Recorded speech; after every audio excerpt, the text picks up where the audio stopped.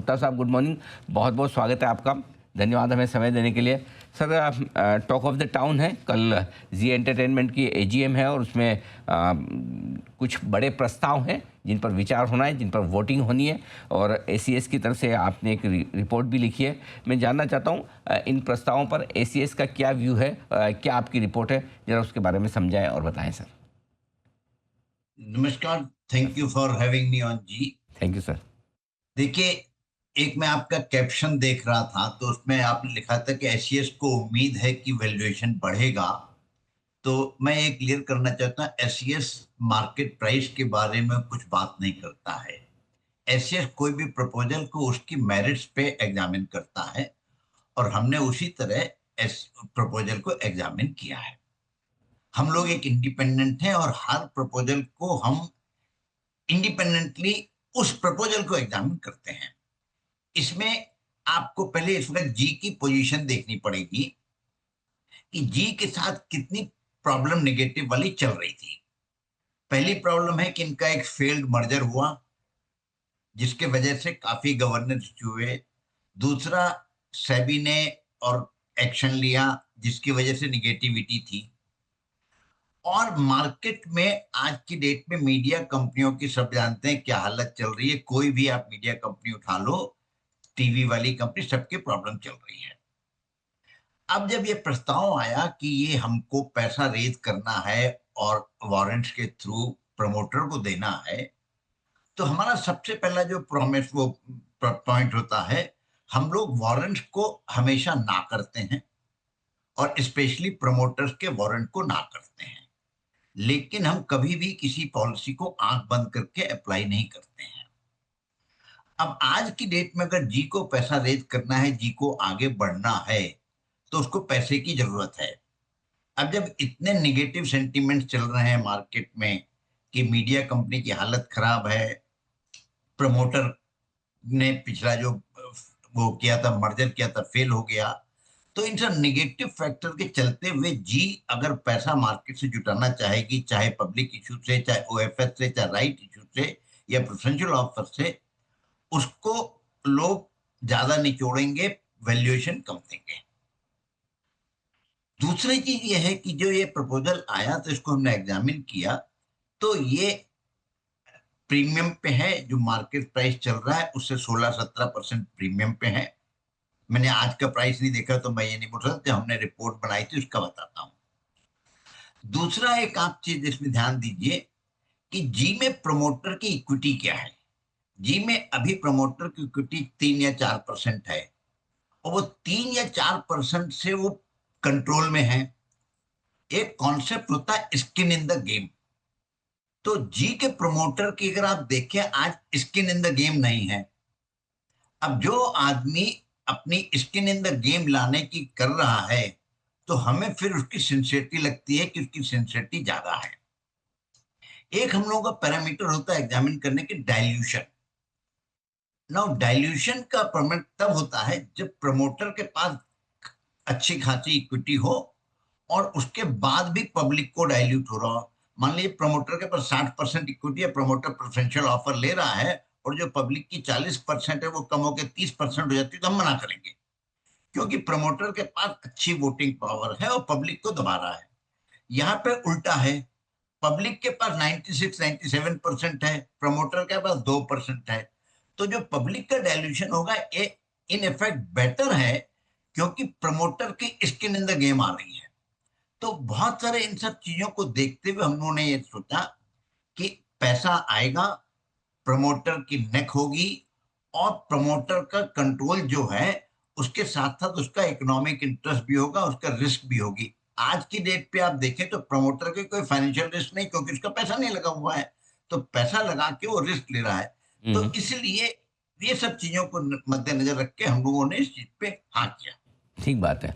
गुप्ता साहब, एक चीज़ और, जैसे आपने अपने कारण दिए भी हैं, लेकिन कुछ और भी एडवाइजरी सर्विसेज हैं, उनकी रिपोर्ट्स भी मैं देख रहा था। उनका ये कहना था कि बेहतर होता है राइट्स इश्यू या क्यूआईपी जैसे दूसरे कम डाइल्यूशन वाले विकल्प ढूंढे जाते हैं। क्या आप उनसे सहमत हैं कि इस सिचुएशन में यही सबसे बेहतरीन विकल्प है कि प्रोमोटर्स वारंट के जरिए अपनी हिस्सेदारी बढ़ाएं? देखिए, मैंने ये सबसे पहले बोला एससीएस आज से नहीं, एससीएस बहुत साल पहले से, 8-10 साल पहले से ये बोलता रहा है कि राइट इश्यू होना चाहिए, जो एंटी डाइल्यूटिव है, शेयर होल्डर का डाइल्यूशन नहीं होता है। लेकिन आँख बंद करके हम लोग नहीं करेंगे, क्योंकि डाइल्यूशन की बात जो है बिल्कुल सही है।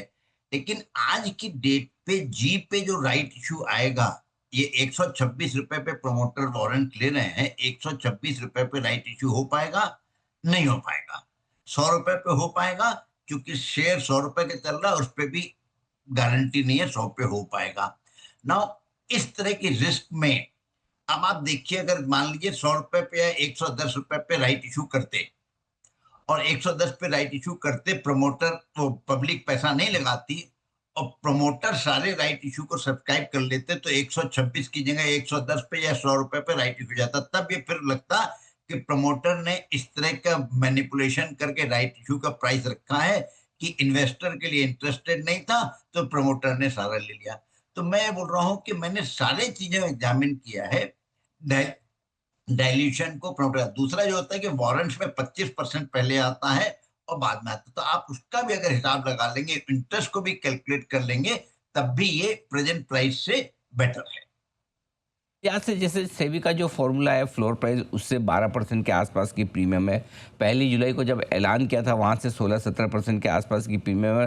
90 दिनों का जो एवरेज है उससे 28-29% प्रीमियम पर प्रमोटर वारंट्स लेना चाह रहे हैं। क्या ये प्राइसिंग रीजनेबल है, ठीक है, अच्छी है, कैसे देखते हैं आप?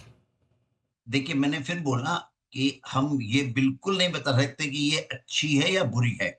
150 भी अच्छी हो सकती थी, 110 भी अच्छी हो सकती थी। हमने ये बोला है सीधा कि जो ये सारे डेटा आपने बताए, 3 प्राइस पॉइंट बताए हैं, इन तीनों प्राइस पॉइंट पे प्रीमियम है, और प्रीमियम ठीक है, 90 दिन के हिसाब से काफ़ी अच्छा प्रीमियम है, और वो जो है उस बेसिस पे हमने बोला है कि ये प्रमोटर की इंटेंशन जो है वो सीरियस है। मैं फिर बोलता, सबसे ज़्यादा ज़रूरी जो पॉइंट है हमने देखा है कि प्रमोटर की आज की डेट पे कोई गर्दन नहीं फँसी हुई है। प्रमोटर कंट्रोल पे है, लेकिन गर्दन नहीं फँसी हुई है, कोई उसका एक इन्वेस्टमेंट नहीं है। तो जब वो इन्वेस्टमेंट ला रहा है, तो फिर हमें उसमें कोई दिक्कत नहीं होनी चाहिए। 3,143 करोड़ के वारंट्स इशू होंगे कुल मिलाकर, यानी कि अल्टीमेटली 18 महीनों में इतना पैसा कंपनी में आएगा। 3,000 करोड़ से ज़्यादा का, 3,150 करोड़ का। क्या ये जो पैसा कंपनी में आएगा, आपको लगता है कि ये इंश्योर करेगा कि कंपनी की परफॉर्मेंस भी बेहतर हो और प्रोमोटर्स का इंटरेस्ट भी और ज़्यादा कंपनी में बढ़े? देखिए, मैं पहले बोला कि प्रमोटर का इंटरेस्ट कंपनी में बढ़ने के लिए वो पैसा डाल रहा है, और वो शेयर होल्डर के लिए अच्छा है, क्योंकि प्रमोटर अभी तक खाली-पीली पैसा बिना लगाए कर रहा था।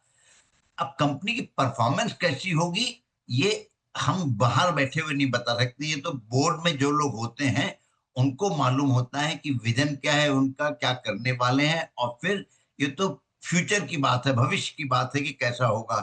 मैं भविष्यवक्ता नहीं हूँ, लेकिन यही है कि प्लान बनाया है, बोर्ड ने अप्रूव किया है।